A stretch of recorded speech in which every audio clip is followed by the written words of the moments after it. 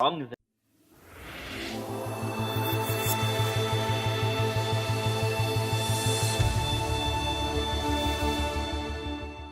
Welcome to the No Script Show, where unlike Alyssa Milano and Virgin Active, we're not going to blue ball you from the good stuff. Yeah, and of course by Virgin Active we mean the unnamed hero slash villain. I want to discuss that. Like let's hit demonetization like right up front. I think so, because then we can move on to better things. For those of you who don't know, um, there was an incident on social media where a young gentleman who was in a Virgin Active gym and found himself, how shall I put this, appropriately inspired by his surroundings, proceeded to proceeded to solo practice on his skin flute. On the floor, on the gym floor, right? We're not talking in the bathroom or the shower. We're talking right the fuck out on the gym floor. That's what I don't get, right? And it's blowing up a bit on social media. So yeah, guys, there's a video circling of some dude in Stellenbosch Virgin Active just jacking it straight up. Here's what I don't get. Why didn't you go to the bathrooms or the showers? Like, I know you were inspired at the moment, but maybe just like put that in your highlight reel in your head and then do it later. But also in the clip he was on his phone. So Yes. so like, okay, was he recording this? Was it some kind of stupid dare? What, like I don't even know. I don't know. And he looks pretty young, so it's entirely possible that it's some stupid like I mean too much about this. Like the principled conservative in me is like that's a terrible thing to do. You know, sexual harassment, whatever. Like He was harassing himself. Yeah, and everybody well, I else mean, in close proximity, I guess. well, yeah, indecent. The principle is very down the Nothing middle. was exposed. No, just if, as far as the clip goes, anyway, nothing was Yeah. visible. It was just extremely obvious what he was doing. Yes, guys. Just for the record, he wasn't actually free balling it out there. He was just under blankets. But the other half of me, that's like 4chan, ex-frat boy, I'm ex-fraternity guy, I'm just like, yeah, that's fucking hilarious. That's It's just objective. Like, okay, I mean, here's the thing, right? I want to find him. I'd like him to come on the show and explain himself. Yeah, So if like, any of you know this guy, please tell us. Like, he might be the most alpha guy I've ever known. He's just jacking it, just straight in up. the middle of a fucking Virgin Active. So here's the thing, right? Okay, sure. He is now banned from all the Virgin Actives. They've said that on social media. So I was like, okay, cool. But also, he has the best bucket list story ever. Like, he gets to tell people for the rest of his life why he's banned from Virgin Active. And yeah. I mean, I looked at this and I'm just like, thank God there are still crazy people and they post stuff on social media because the last couple of days have been rough. It's like everyone's trying to figure out what the fuck's going on after the elections. We're still figuring out what the new landscape is like. And then right in the middle of this, fucking Helen, quote, Thanos Zilla just walks into it. Trending can be whatever I want. Drops hashtag black privilege. 11,000 tweets trending. Like, just what? For our handful of viewers who aren't aware of this, or listeners rather, and for our handful of international listeners, Helen Ziller is what? She still is Western Cape Premier, right? No, this is retired mode Zilla. This is retired, extremely dangerous, don't give a fuck Zilla, who's not going to tell us what she thinks. This lady was Yes. was the head of the official opposition party to the ANC for several years. She was the premier of the Western Cape. For you internationals, that's where Cape Town is. Yes, that's where I live. Uh, and she was, I mean, I admired a lot of her political moxie, as it were. And ever since she's retired, she's just like all guns blazing. And she replied to a tweet. What was the actual tweet where she said black privilege? It was something to the effect of, well, black privilege is looting the country endlessly. And what was it again? I don't even, like, the thread is there, right? She hasn't taken it down. She points out the looting, the failures, and all that, and still being voted in and not being criticized because you're black. Yeah, and Which, as a black man, I'm gonna say totally true. Totally true. Black privilege exists, guys. I hate to break this to you. Totally true. All those things. And it's also, I mean, it's things like I get to say certain racial epithets that other people can't. And like I had this discussion with my brother, like one day, we were discussing hip hop and rap. I'm like, what would you do if you woke up one day and you're a white kid and you couldn't sing the N word in a lot of your favorite shows, and he'd be like, songs, and he's like, no, I'd still sing it because it's it's because it's the blackness on the inside that counts. exactly. So anyway, like it was the tweet that she put up, and then at one point the ratio was just glorious. I think it was something like 1,500 comments to like 700 likes. So one of the most divisive tweets in history. I see this morning just the word Zilla is now trending with like over 7,000 tweets. So like here we go again. Um, Well, all the guys that aren't getting any action due to Alyssa Milano's sex strike can tune in and watch that. is that who Alyssa? Is she the one who's like don't have sex with guys because why exactly? Because of the various various anti-abortion laws that are coming in, and because she blames all men for all her problems. And I'm like, okay, here's the thing, Alyssa. So she's the Taylor Here's Swift of political activism. Got it. yes, here's the thing, Alyssa. And she was fine. She used to be fine. Like I saw her in Charmed, she was fine as fuck, bro. Like she could get it back in Charmed. Uh, Not anymore. At no, least that's no. what you're Well, implying. here's the thing about the sex strike, right? Regardless of your stance on abortion and all that, the sex strike is essentially meaningless. Here's why. Let's assume it gets done perfectly. Like everybody who says they're going to participate in the sex strike is gets to participate in the sex strike. Who is Which, going to hmm? just to clarify, the sex strike being don't have sex with men because why exactly? Like just Because she's upset at the heartbeat bill that was enacted that Georgia wants to enact. oh, okay. So that's not the Alabama one because that's like even bigger in the news now. That's even bigger. We can get into that at a Okay, later point, but heartbeat bill, Georgia. So don't she's fuck men. upset. Got it. Carry on.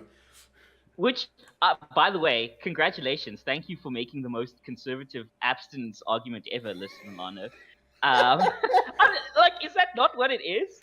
I, Like, I can't even fucking tell anymore because it's like it's every time it's it's yeah. Sorry, go it's like go. it was like 4 weeks ago when I was listening to CNN for whatever reason, and they were talking about Venezuela, and they're like, well, the problem is the people can't uprise because they don't have guns. You see, Maduro and his thugs have all the guns, and so when people don't have guns, they can't rebel against the government. And there's like this liberal CNN reporter. I'm like, thank you for making an argument for the right to bear arms. I know you Yes, don't realize it, but and when I say liberal, I mean like full on leftists, not like classical liberals, yeah. because they're a whole different breed.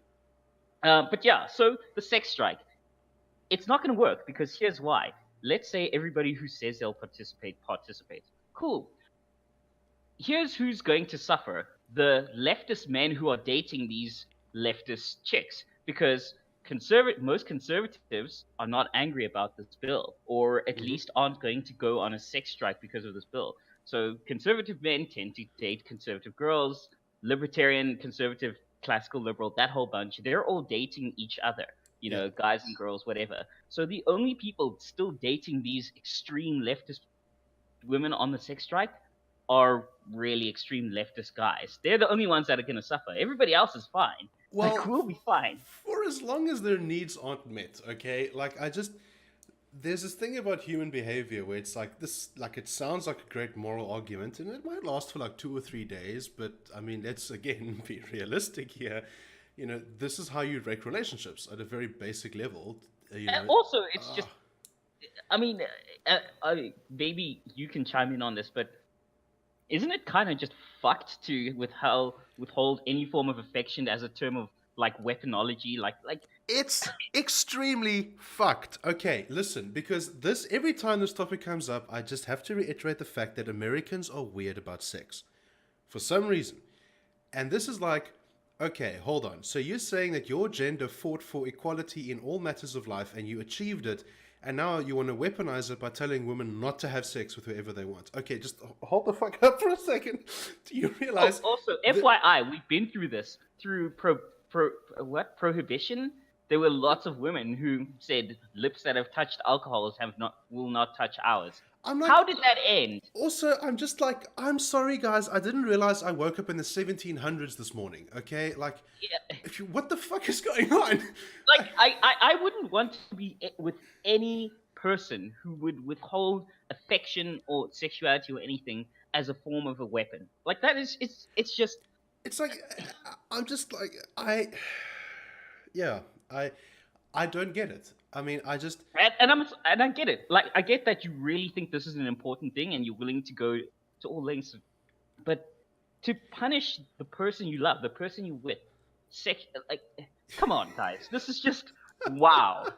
but I just, I'm so perplexed. Nobody sees how fucked this is. it, and the thing, it's just, yeah, the part that perplexes me, and it's not just this, it's like an ongoing thing where it's like, America is one of the, like, for a very long time, in a lot of aspects, was one of the most liberal societies in the world. And now they're like, no, fuck all these hard fought rights. We don't like this one bill, so we're going to just undermine us. It's like you're setting yourself on fire in protest at a thing. Because unless if having sex with a legislator gets it reversed, I don't see how any of this is relevant. Like, it's this impulsive thing that's stupid. And maybe it's because I'm getting older and grumpier, but this shit is stupid. It's just dumb. It doesn't help. Dumb. It's evil. It's go vote, go protest, go campaign, go wear your pink pussy hats and go march, go write better legislation, go elect better representatives. Refusing to have sex is literally gonna make no difference. None. Absolutely nothing. It's maybe going to piss off your partner who may actually wander into the arms of somebody who will have sex with him. Not that I'm promoting infidelity, but at this point, I can see that as a thing happening. But it's like, is it really infidelity if it turns out your girlfriend is more married to Alyssa Milano's cause than you? Like, at that point, who's the one with the infidelity here? And I just like, or you know what? Actually, no, you know what, guys? I've changed my mind. Go ahead. Never have sex again. Breed yourselves out of the gene pool forever, because then we'll all be better off. Like, and this is a very peaceful way to do it, okay? It's your choice not to reproduce. Go for it. Please. I support you in your endeavor to never have sex again. Right. I mean, like, I feel like that's an arsehole thing to say, but also, like, I don't get what these people want. But is it wrong, though? Is it wrong, though? Nobody's like, being aborted. No, nobody is being aborted. Nobody's getting shot. Nobody is doing this against their own will. I support you in your decision to self-eradicate your genetic line. Go for it. Like, it's not eugenics if you do it to yourself, okay? Like, seriously. It's self-imposed eradication. Yeah, it's like that. If you believe in this so strongly that you never want to reproduce, then don't. You are free to choose this. Don't. No one's forcing you to have kids. Just do it. Just don't do it. Yeah? Oh, my God. I have nothing left on this issue. Like, I'm just... I guess in closing, just coming back to that Virgin Active guy for a second, I have to credit Malcorp Media with the best possible take, is that he's just studying the new curriculum from the Department of Education. He's trying to catch up. Yes! Yes! Okay. Do you want to give the folks some context on that joke? So the thing is, I don't even know what the full story is. I mean, the meme that circulated is that the new life orientation handbook for the 4th grade includes masturbation as one of the topics, and then everyone freaked out about it, especially the ACDP. And given how homophobic they are, they can shut the fuck up, frankly. But they came out with like... Yeah, they can get fucked. It's like, schools shouldn't be teaching kids how to masturbate. And I looked at this and I'm like, I kind of agree, but also this feels wrong. And then I had a look at the actual press release, and it's like the DBE was like, no, there's like 100 things in this textbook, about fitting in society, and there's like a whole bunch of other things, and masturbation isn't even covered. So I'm looking at this and going, where did the story come from? I don't actually know, because the DBE rejected, and they also say this textbook is based on like UNESCO standards, and it was reviewed by a bunch of peer educators, and I'm just like, okay, I don't see evidence that they're actually proposing this. But if they were, given that parents have abdicated the responsibility to teach kids about sex and they hold the state accountable for everyone's development, what did you expect would happen? Okay? In a world Mm. where this is true, it is also inevitable because people are not taking responsibility for their kids. And it's like, I'm sorry, at some point you've got to teach kids this stuff. They can't find it Wait, out from their deviant friends or their drug dealers. They have to find it out from someone responsible. exactly. And I'm Wait, just, how old are you in fourth grade? You should be like what, 10? assuming you start school on schedule, puberty kicks in around grades 5 to 6. Okay. Like talking broad averages of like years 10 to 12, whatever, like roughly grade 5 to 6. Well, maybe for you, I was literally the last to hit puberty. No, I couldn't grow facial hair till like grade 10, till the 10th grade, I can't guys. grow facial hair now. It looks like pubes on my face. I don't like it at all. That's why I'm clean shaven. As you know, I take my shaving very seriously. He You he see, does, guys. He does. I use the precise blade, chromium plated, gentlemen, and a proper hairbrush. I actually need to get some tips from you on this because I am running out of my cartridge razor blade thingies, and I thought I kind of like the idea of just shaving with a single blade, so I need to get some advice from where to get that. Let's do it. No script show shaving special. The grooming special. Um, But yeah, no. So as you pointed out, there's no actual like what is the actual chapter on masturbation on this? And I don't, and it's like I'm also, I just, so the whole also, thing. Go, spoiler sorry, alert, go. guys, kids whack it all the time. This is, All the fucking it's like every time and the F, also kids, you're not as stealthy as you think. Your parents know. yeah, like if you're in the bathroom like 5 times a day, 15 minutes each, and the toilet never flushes, guess what? They know what you're doing in there. But like, like I'm just not even gonna, guys. I'm sorry you had to find out this way. Your parents know about this. Um, but like the thing that just kind of astonishes me, it's like every time the FPB comes out, because again the FPB is another thing that should crash and burn. But all the Please. regulations they kind of push out, it's like we got to protect the kids from this stuff, and I'm just like, I have seen, Uh, I know about more kids who record themselves having sex and distribute that on social media than anyone else. Like okay. Yes, yes. I want to go in on them. Fucking hate this. all Like, the way in, go.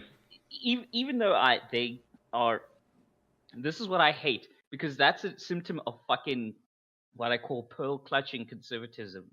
You know, fucking we must protect the children for the children, and technically, politically, they sort of more are in my corner. But I fucking hate these people because they just what is the difference between them and their moral imperialism and the far left and their moral imperialism? Like There isn't any. it's like, oh, it's for the kids. We have to no. Is you want to prevent this because it makes you uncomfortable, or because you want to feel like you're a better person because let's say you don't do drugs or whatever. I don't give a shit. I don't care about how you feel. But also, it's like I have to ask this, and I don't have the answer because I'm not a parent. But if sex freaks you out so much, why did you have kids? I would like you to explain to me how you thought this was going to pan out for you. Like you're going to have a kid, and the kid never learns about sex. What? I don't understand. And I'm just like, again, like people would probably know that I also have an extreme problem with, these trans activists who parade their 9-year-olds in drag in nightclubs because that shit happens. I have just as much of a Oh, problem with what's that. his name? Desmond something or other. I don't know. I've blanked That that from my memory. 9-year-old boy is like Yeah, a drag king. it's like I'm not How saying, is it? like I'm not saying that, but also sex is kind of a part of life. It's the whole fundamental thing about how we exist as a species. At some point, like it or not, your kid's going to become sexually active. Like it or not. It's not even anything you can control. So I'm That's just, that's that's the real reason why fathers are always angry at weddings. It's not that they spent a chunk of change on that wedding. It's because they know if their daughter was a virgin before, she certainly isn't going to be by the end of that night. So and I'm just, it's like, it's one of those, it's just weird that's to still me. the Like, it just really is. And it's like, even if you have these weird views about it, that's what the freedom to teach kids whatever you want in your own home is about. But if you're going to abdicate that and you aren't going to teach kids about what sex is, what contraceptives are, what STDs are, then Mm. okay, you are risking them catching something or getting pregnant too early, or not understanding the difference between being hit on and actually being in love with someone. Because there's like this whole other arc of like, if you don't know how to navigate those relationships, you will screw up. And it's like, okay, well, somebody has to teach kids this, and Mhm. y'all fuckers ain't doing it. So what? I, and I hate state Uh, interference with a yeah, passion, but what? Like, what now? It's just, I don't know. it's Blows my that mind. that's it's just, again, like you said, your kids are going to have sex, guys. It reminds me of the one lady I was dating. I think it was in my third year in my undergrad in varsity, and really, really nice girl. Let's call her Sally because it's close enough to her actual name. Uh, Okay. Sammy. That's close enough to her actual name. And really nice, cute, kind of dummy thick blonde girl. Uh, I like them dummy thick. Okay, That's, thick that's with cool. That's cool. THICC. Dummy thick. Love it. Anyway, um, she had really nice hips. Anyway, the point is, Okay. I I go to her parents' house. Her mom's a maths teacher, and her and I get along very well.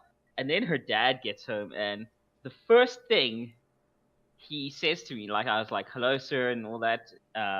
He's like, I expect him to say, "Oh, something about black men dating my daughter" or something like that. No, the first thing he says is, "Oh, so you're the guy that's fucking my little princess." Uh, Whoa! like it was What? the most awkward moment, Woof. one of the most awkward moments of my life, and I froze. And like I looked at her out of the corner of my eye, looked at her mom behind him, and terror on their and shock on their faces. I'm like, and going back, I would have been alpha as fuck and just said, "Fuck yeah, I am." But but in that moment, what I actually said was, "Nice to meet you, sir." It's Woo. I left like 5 minutes later, dude. I couldn't like Dude, I want to leave right now, and this happened to you 10 years ago. I want to leave right now from this conversation. Jesus. I just like I cannot get that moment out of my head. It's okay. I think we all have a moment or two like that. It's I was just, just like, wow. Oh, okay. Um, I actually texted her later that evening afterwards just to confirm that that event actually occurred. Like I didn't hallucinate it. wow. Okay, so now that we've done a thorough job of demonetizing the show, Hmm. um, we can go on to another thing. Um, is it okay to talk about in-game spoilers yet? Do you think? I mean, I think by now I it's think so. fair But game. first, a word from our sponsors. Yes. Who's our Cyril sponsor? Ramaphosa, Cyril Ramaphosa has called on the private sector to make things up because, as usual, capitalists save socialists. So, we would like to advertise to you Birch Gold. Birch Gold. Wait, no, we don't have sponsors. Anyway, Now, I wanted to advertise New Dawn lubricant because we're all gonna get fucked anyway. well, now's a good time. We could do a couple of shout outs if you want. Now's as good a time as any. Capitalism for keeping the lights on. Like, can we start with that? Shout out to the ZACP. I 100% still stand by my vote. I'm very happy about that. Oh, you did. You Um, voted Purple Cow. yeah, you should see me on the map. I think me, my mom, and my brother all ZACP nationally. Did. And also, a lot of ZSCP voters have another thing in common. We're all early adopters. So, Yeah. this rocket Uh, ship's going. I guess shout out to Belleville Pete, Lola B, Kurt's Ghost, um, The gang. and yeah, the fans, Rudy, Ruan, and my boy said, congratulations on your graduation, and also Oh, shit. Congrats. Clap, clap, clap. yeah, and also shout out to I would say everybody that actually listens to the show once in a while. Oh, and Jessica Law for your daughter's birthday, and That's keeping your creepily daughter. specific, though. No, she posted this whole thing about when she was younger, she uh, got pregnant with the guy she was with, and he wanted her to have an abortion, and she decided to stick it Oh, out, I saw that. and Yeah, yeah. she's actually had a really great life now with her family and everything. So that was very brave of you, and shout out to you for that. No, that's awesome. All I actually want to do officially is welcome Helen Ziller to Twitter because I feel like all this time she's had to toe the DA line. Now she doesn't.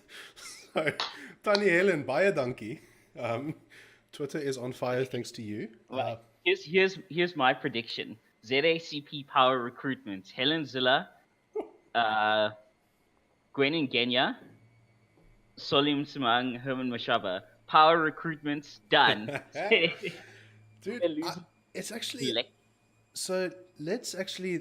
I do have a semi-culture topic, not quite tech, that I want to get to. But before I do, Gwen has refused to take up her seat in Parliament, and she's apparently leaving that life to go work in fintech.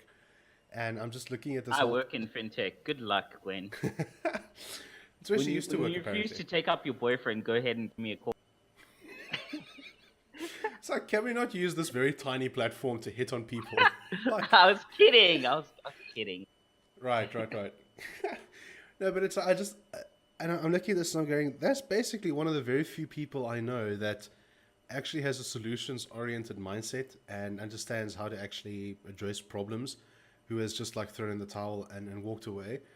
And it's like, okay, so the next parliament is going to be even more lit because now there's Freedom Front Plus and EFF who have both gained seats.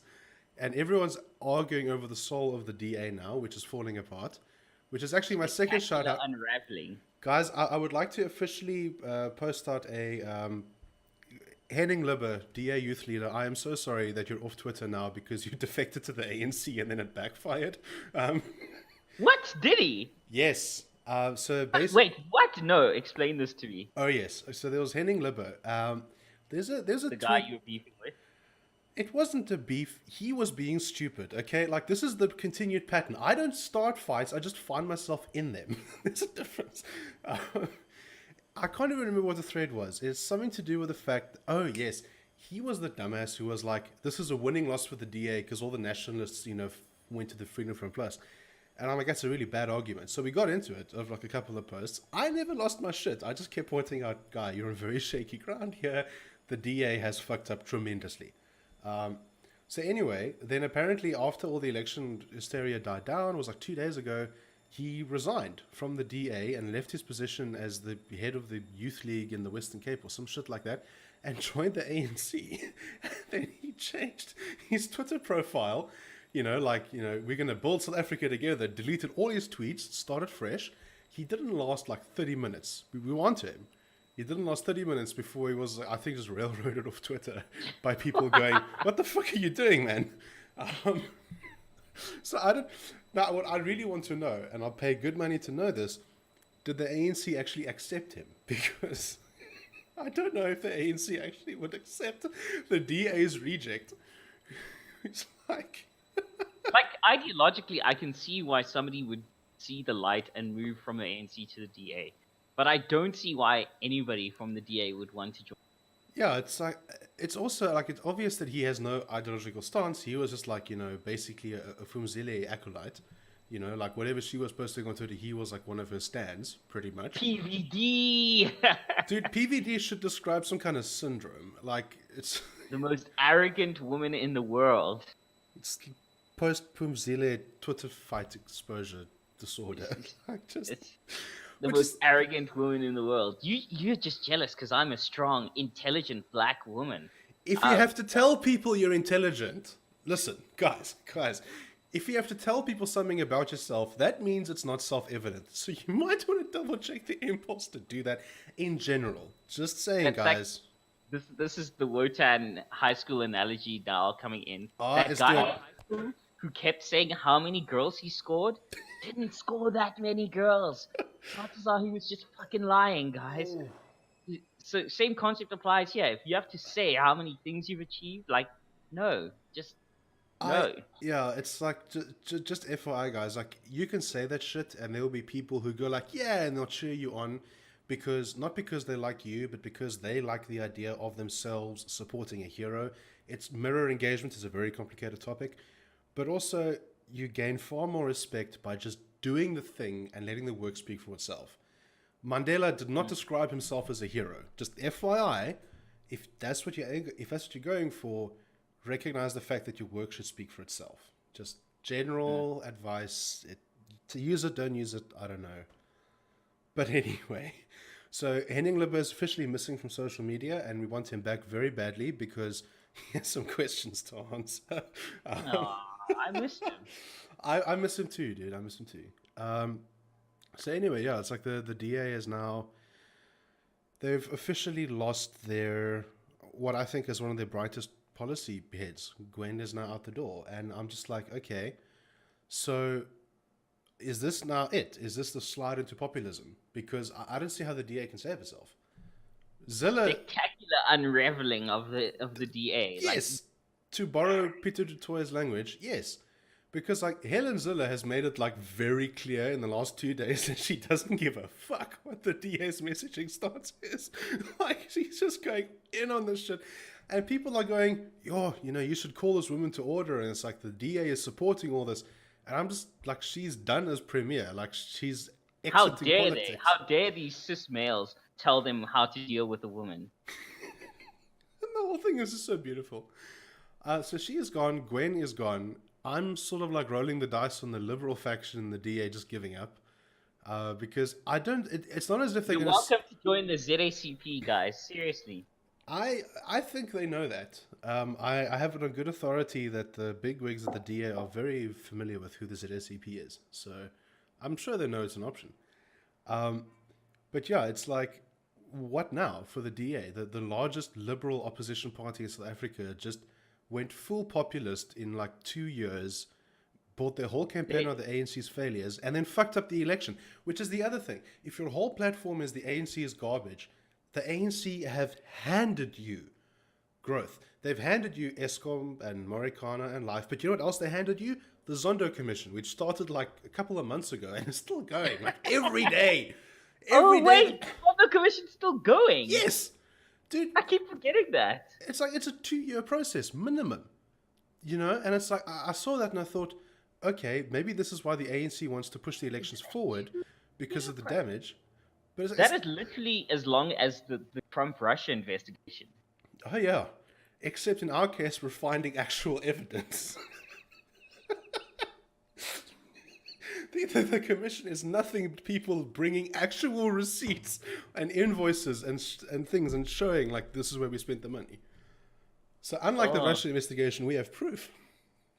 Yeah, again, guys, we've mentioned this before, but if there was Russian collusion with Donald J. Trump, 45th president of the United States, we would know because this Donald Trump is grab them by the pussy guy.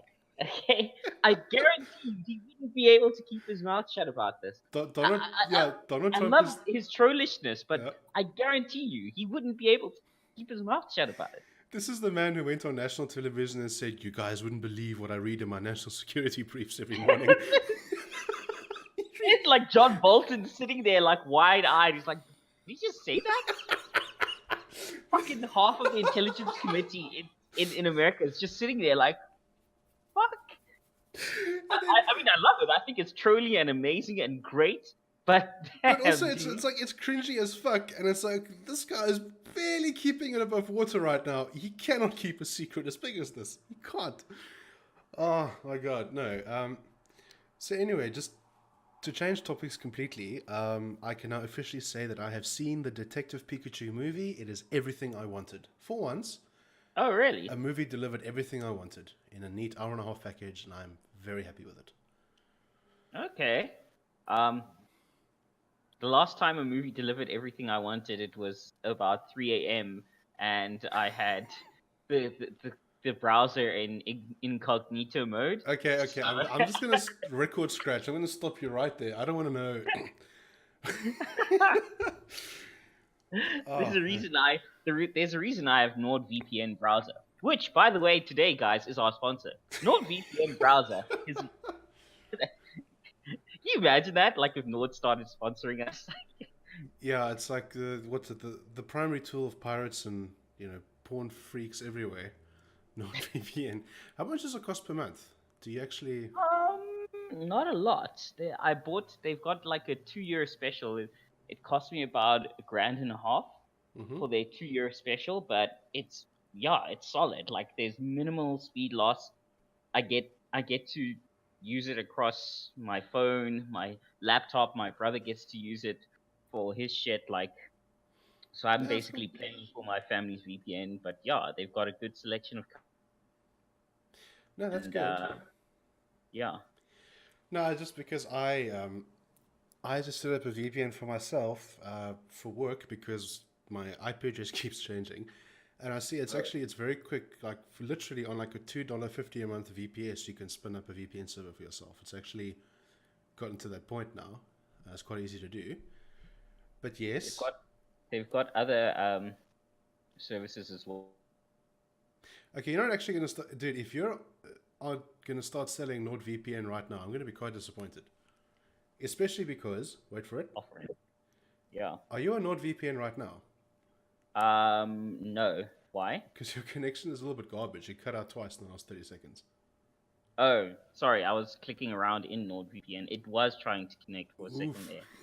So Okay, so it's I, obviously I, not I great for was podcasting. We've established this.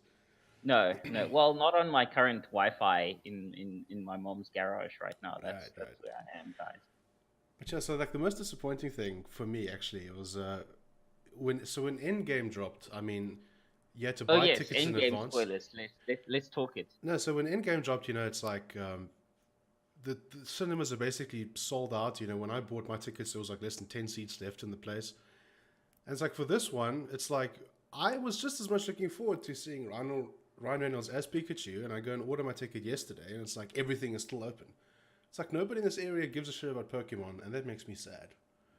That makes me sad. I'm It I'm makes me actually gonna sad. see it probably next weekend. But yeah, it makes me sad that people don't It's care like a about. it's like a solid movie. I mean, it's like that.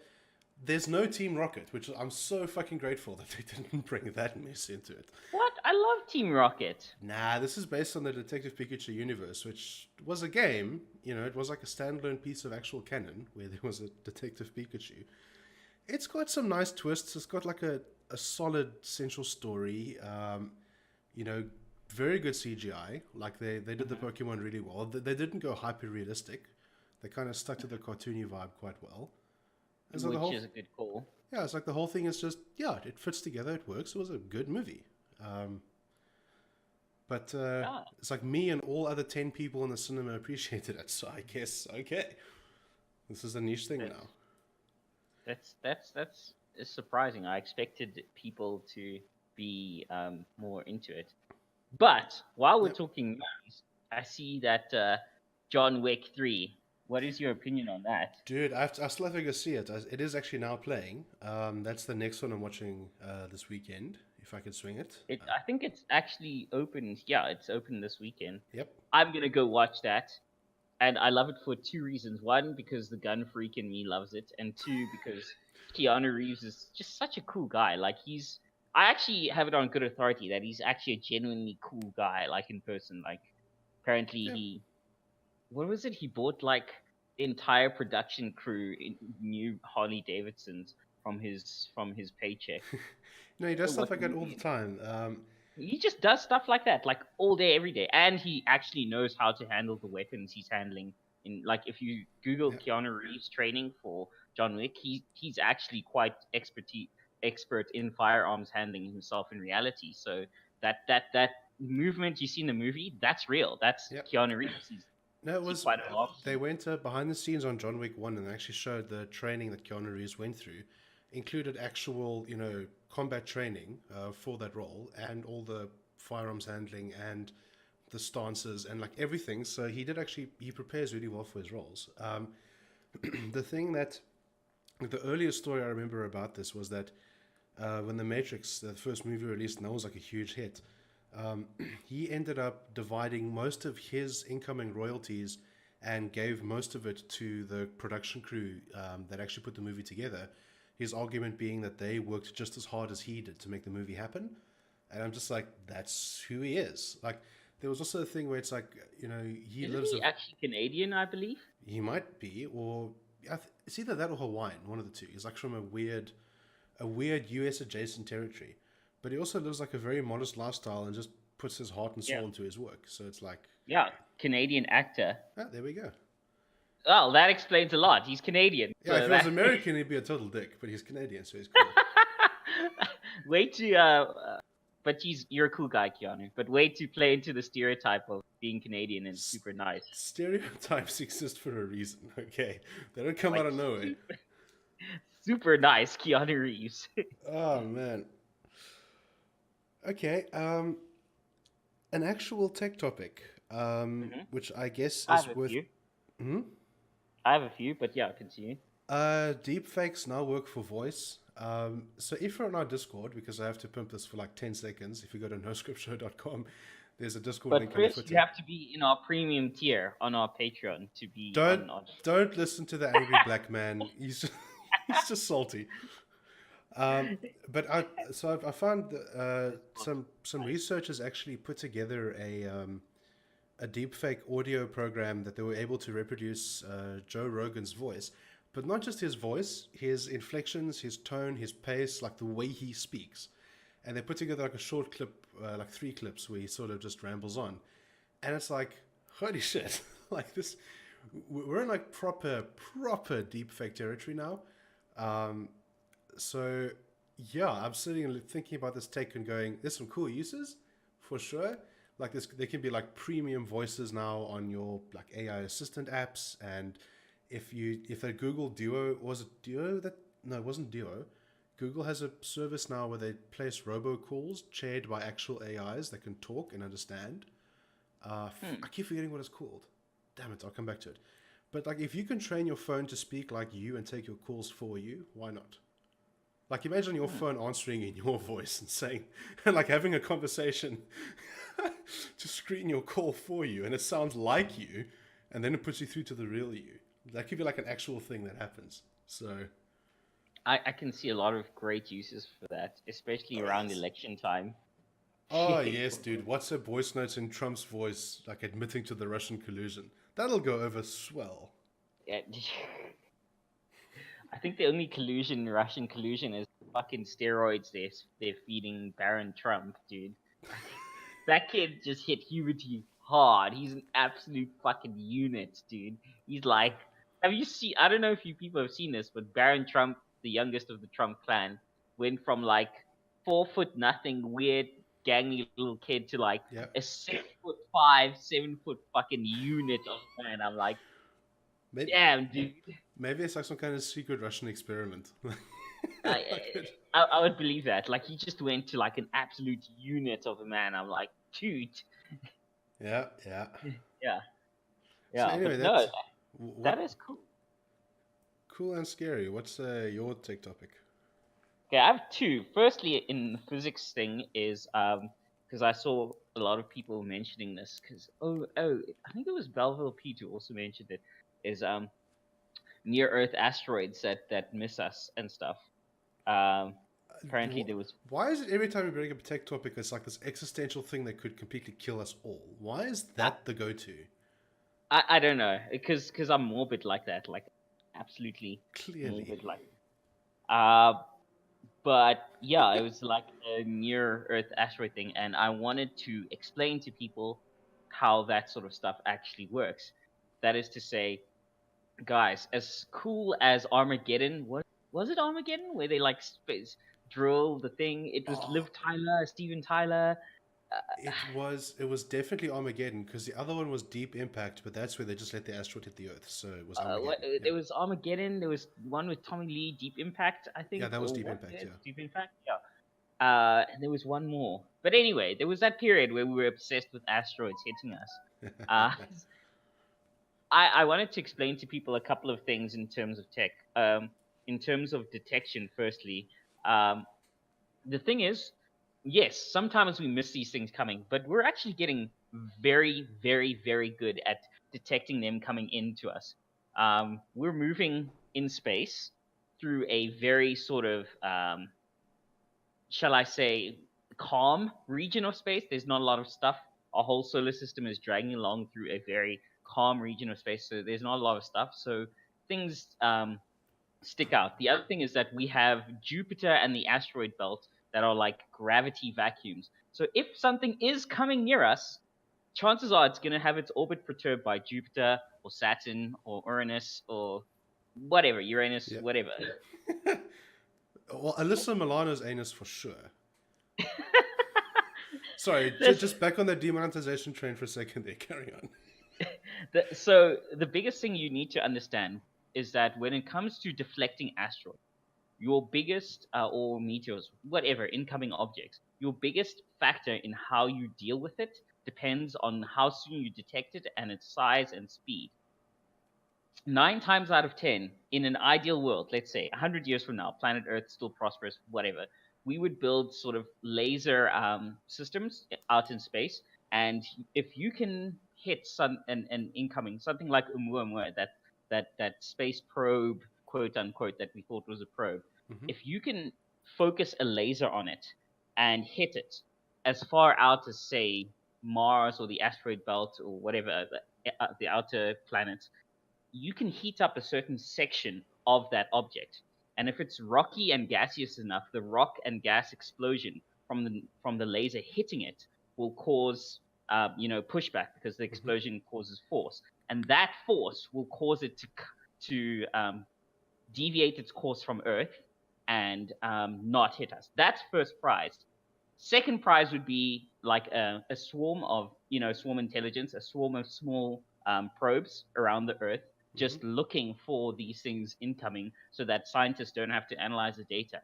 And they could work as a sort of point detection system that says, okay, hey, look, there's this, point the laser this way, or point the missile this way. But ideally, the further out you detect it, the better. Either that, or you just sort of pull it off with something equally as big and gravitationally pull it away from Earth.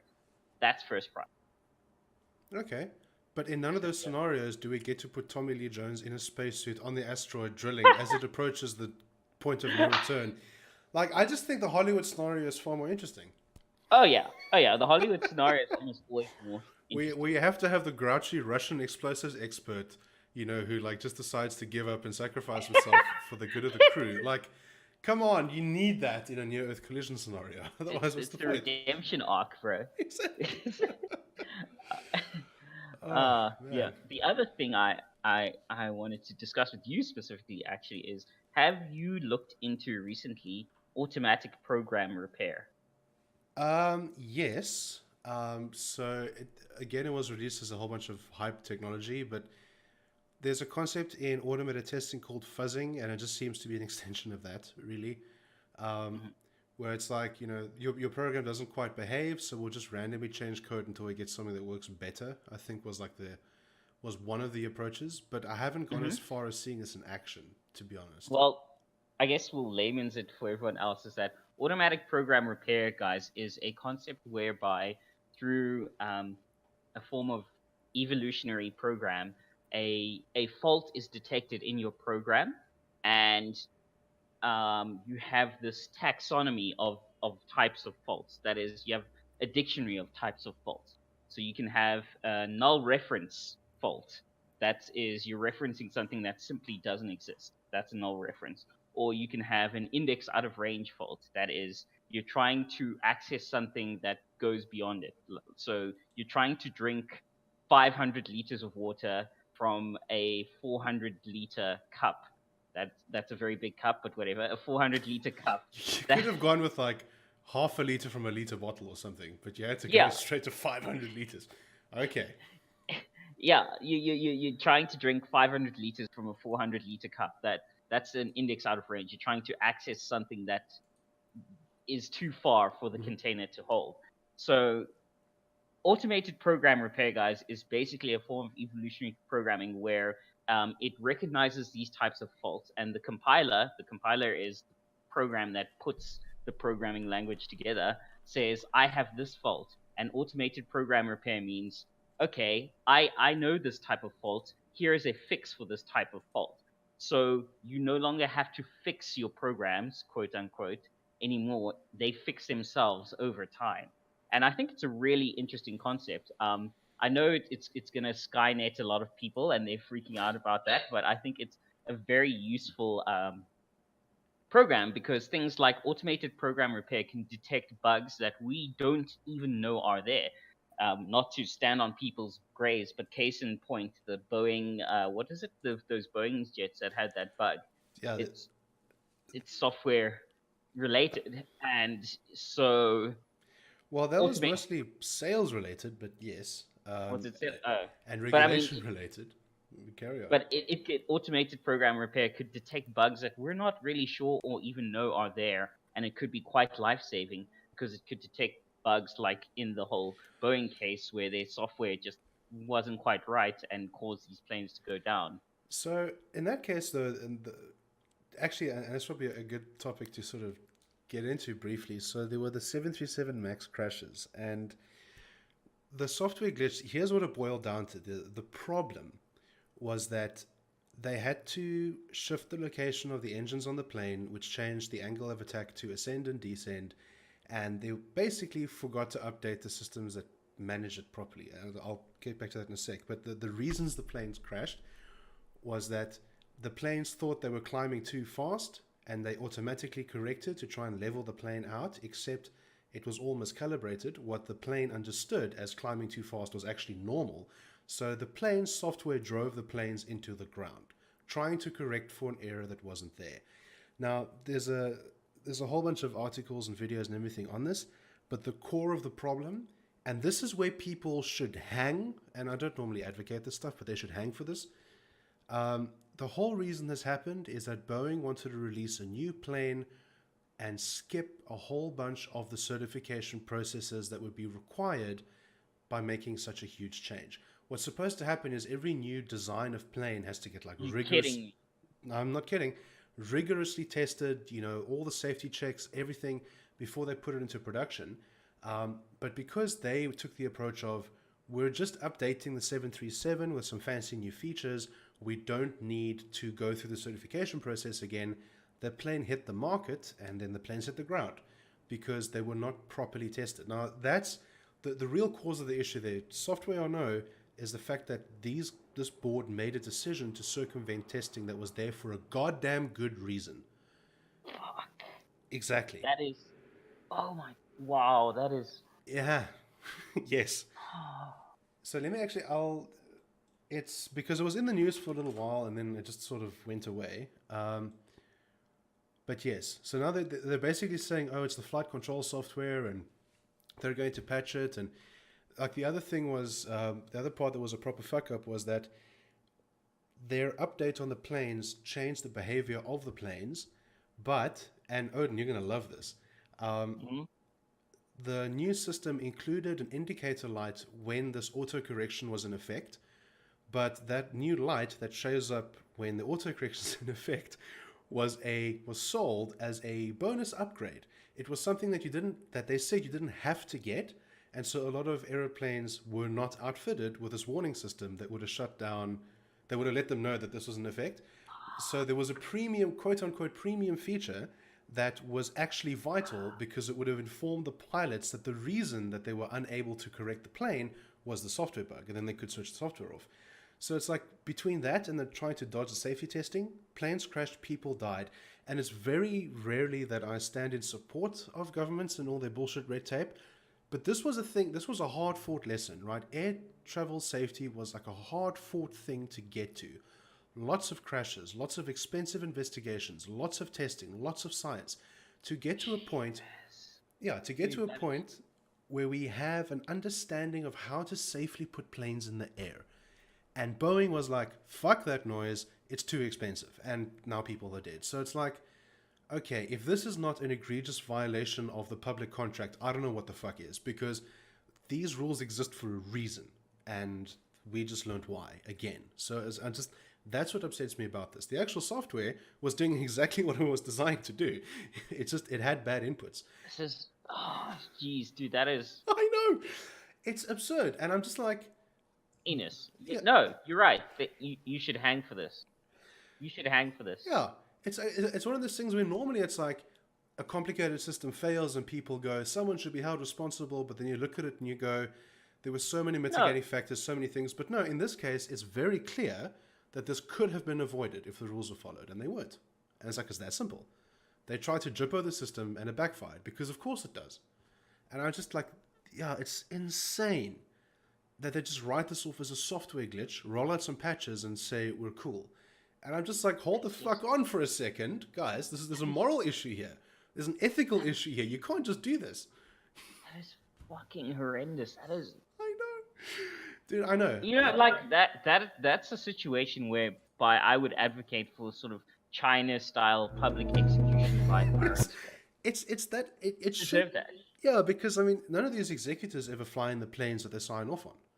And it's like, okay, there's something ethically compromised here when it's like, are you not making enough money? Like, can you not afford to do this? It's just like, so I'd like to hear their defense, honestly. I would like this to go to court and to hear them stand up and explain why they thought it was a good idea to attempt to circumvent the regulations for aircraft safety, because that's where I want to see what the fuck they were thinking. Because I don't even know what the total fatalities are. I think it was 2 planes went down with everyone lost. It was the worst 2 crashes in history, or in recent history. Since I think 2017 was like an air disaster free year or something, like that whole year. There were a couple of crashes, but everyone survived. It was like the safest year on record. And I thought, finally, we fucking cracked this. For the rest of time, we have this waxed. As it turns out, we don't. So, anyway, enough about my extremely left-wing ranting there. But, Jesus, I mean... No, that's... Dude, I don't know. Like I said, that's just... It's not very libertarian of me, but I'm like, that's where you need regulation. And that's where you should have fucking execution by firing squad. You deserve this. You deserve this. I feel like if you want to cut on safety standards, like, do it with something that's not going to kill you if it falls out of the sky. Like, I feel like that's an appropriate line to be like, don't spare any measures to keep people alive when you're 35,000 feet above the ground. Right? Is this unreasonable? It doesn't seem unreasonable to me. You're defying gravity for a living. Be safe. Right? That's not crazy. Apparently it is. Like, God knows. Alright, so just to end this off, I'd like to remind everyone that there used to be a hacktivist group called Anonymous. Remember them? Yeah? Apparently they're gone. So there was an article recently in ZDNet that hacktivist attacks by collectives like Amazon have dropped over 95% since 2015 by tracking the number of publicized breaches and hacks and things. It's fallen all the way down. Like 2015 was the glory year, and then it's just descended since. So there's a lot of Guy Fawkes masks being sold right now. I think the market might be flooded with him. Yeah, it's like more of the hacks nowadays are like crypto, Bitcoin ransomware, and that sort of shit. But like the sort of, the anonymous hackers taking down, corporates and governments, that whole sort of Mr. Robot but real life arc kind of came to an end. Still need to get into that. Dude, I just need to get... Okay, actually, you know what? I can honestly say that I'm not going to watch Game of Thrones. I think I'll watch up to like season 6 because apparently everything since then has just gotten worse. There's a petition now. Game Ball is kind of disappointing to me in a way. Dude, but, yeah. You were so hyped for Clegane Ball. Tell us, how did that pan out for you? Okay, no, the fighting, the action, that was great. But you know what? Fuck it. It's been long enough at this point. Game of Thrones spoiler alert. Clegane Bowl ends with the one result I didn't want, which is technically a tie, because Sandor the Hound sort of dives against his zombie brother the Mountain into, like, sort of bum rushes him off the fucking cliff into the fucking flames of King's Landing as Daenerys is going full on fucking crazy and burning. Like AOC mode, pretty much. Yeah, she's gone full AOC. Full AOC. It's like either you change the climate or the climate changes you. But anyway, yes. Yes. So, and he dives into him to take him down to kill him, and I'm just like, why? Like, even if Gregor won the Mountain, I'd be like, okay, some sort of resolution. That felt like a cop out ending for Clegane. Yeah, like the action sequence and the settings, everything great. The funniest part of Clegane Bowl was Cersei leave. Cersei actually left, so what? She just like, I think I saw that. Like she snuck out. Yeah. Yeah, she's like, she gave Sandor and Gregor the awkward white people smile as they walk past a group of black people. Yes, like Because she's like, haha, hello, and she sort of skirts by. Like, S- yeah, So I'm like, the only thing I know about season 8 of Game of Thrones is that we're at the point where there was a petition to remake season 8. It's already sitting on 970,000 signatures. not Apparently, like, people are not happy with the way the story panned out, and I've seen some very good threads on this, and there's been like a lot of commentary, but I haven't watched it, and like I can't honestly say how I feel about it because the last episode I watched, the last thing I remember seeing was Daenerys stepping out of the fire with the dragons who had just hatched, and I thought that oh, was a cool way to end the season, and then I stopped watching. So oh, even the next season is still good, but Game of Thrones season 8, yeah, they really screwed the pooch on that one. yeah, um, there's a clip somewhere I saw of Jon Snow jumping up on a horse, and he's supposed to have this like very awesome Valyrian steel blade sword. But as he jumps on the horse, the thing's wobbling like it's clearly a rubber prop, and it just looks like garbage. And I'm like, No, yes, go Google that shit. Because no, there was the coffee cup thing as well. That one I saw. You know, Starbucks Westeros. That was quite funny. Starbucks Westeros. I could believe that. Fuck yeah, capitalism Why not? and Paper the lack cups of in the people. Middle Earth. But yeah, it's like so obviously they're kind of rushing to finish it or something, and it's just they're making these mistakes, and apparently the writing went off a cliff, and I'm just like, ugh, I wasn't ever that invested anyway, because I just found it so tedious. Like if they did a Daenerys show, like the whole thing was just her, that would at least you could follow that. You know, like Game of Thrones normally it's just there's so much going on, I couldn't follow it. I have a short attention span, obviously. Well, But that's why you're a software developer, I guess. exactly, because I can't focus on anything for more than 10 seconds. Um, all right, so I mean, that's disappointing because I remember how hype you were. Like, all you wanted was Clegane Ball. Clegane That's Ball. all I fucking wanted. Look, the fight was great. The thing that just leaves me wanting is just the way they resolved it. The Yeah. fight itself, choreo, everything, great. Just it's like this perfect fucking symphony, and then the ending is just this horrible like It, it, train smashy. Like, come on. it almost sounds like the season 8 is basically like just a whole bunch of Half-Life 3s. Like, everyone has these hype expectations, and then what gets delivered is actually disappointing. Yeah. Again, the only show in history to actually conclude properly, in my opinion, is Breaking Bad. It's still like the number one for I'm a me. heathen because I've yet to watch it. Dude, you're gonna love it. And the best part about it is they do 3 seasons which feel organic, and then I think the fourth and the fifth they kind of tacked on, and Vince Gilligan, the writer, had to kind of pull a couple of tricks out, and it gets a little bit wobbly, but it redeems itself. The final episode is godlike. It is absolutely worth your time. So yes, you will enjoy Breaking Bad. I enjoyed How I Met Your Mother as a series until the end. I'm like, the last season, I'm like, we could have done without the. Yeah, it's like the whole point about it was actually just like the constant suspense, right? I mean, that was actually what made it good, not like the way they ended it. But Breaking Bad, mwah, perfect. All right, Okay. so that brings us to the end of another episode. God damn. Yeah. Thanks for tuning in, guys, and Yeah. spending an hour or so with us. We're on Google Podcasts now for some reason. Oh yeah, no. So we're now syndicated on Google Podcasts, and also everywhere else. And you can find us at noscriptshow.com. You can also find us on YouTube, for which I must apologize. I think I'm already 2 episodes behind on the YouTube releases, which I'm fixing today. But yeah, SoundCloud, YouTube, Google. What else? then there's the aggregator Pocket Casts. Yeah. And then if you just want to banter, we have a Discord server with the link at noscriptshow.com. Yes, you can fling all sorts of abuse at us in person. There has been very little abuse. I'm actually quite disappointed. Well, there's been a lot of alcohol abuse on runs. Oh, dude, like you guys are a bunch of alcoholics. I'm glad you're friends now because 7 gram.